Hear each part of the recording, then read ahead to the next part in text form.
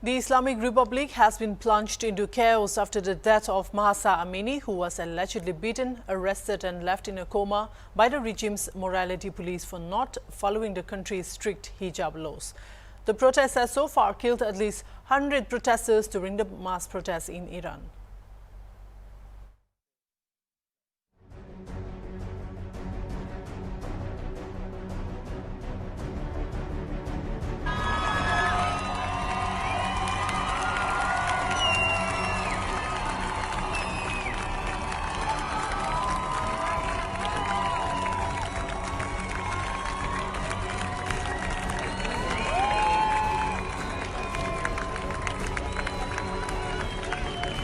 At least 100 protesters have been killed, hundreds wounded and thousands arrested, including 1,800 in Tehran alone, according to the People's Mujahideen Organization of Iran.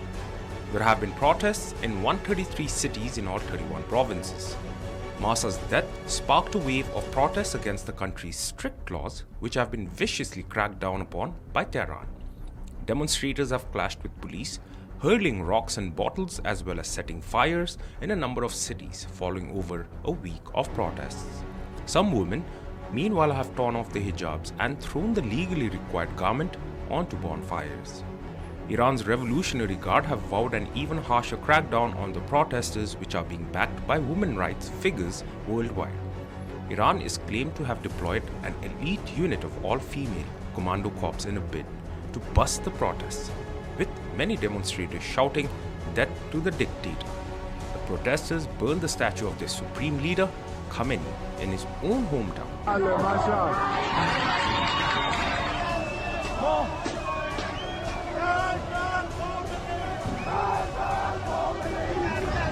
The United States on Thursday imposed sanctions on the morality police and other Iranian government officials over the death of Mahsa Amini, who was detained by morality police for unsuitable attire.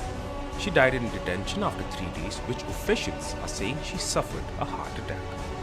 Critics believe she was beaten after an image surfaced of a bruised, bloodied and intubated body.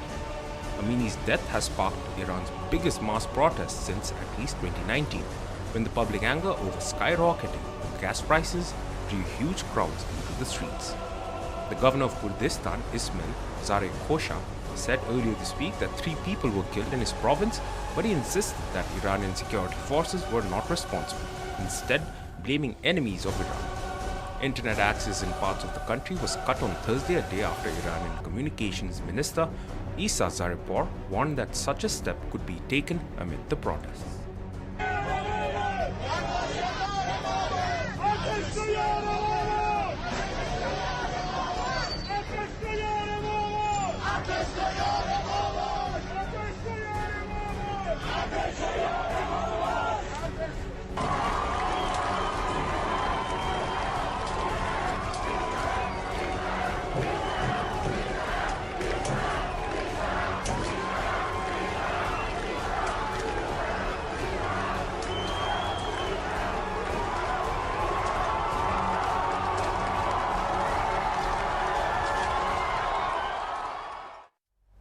That's all for now. Keep watching Hornbill TV.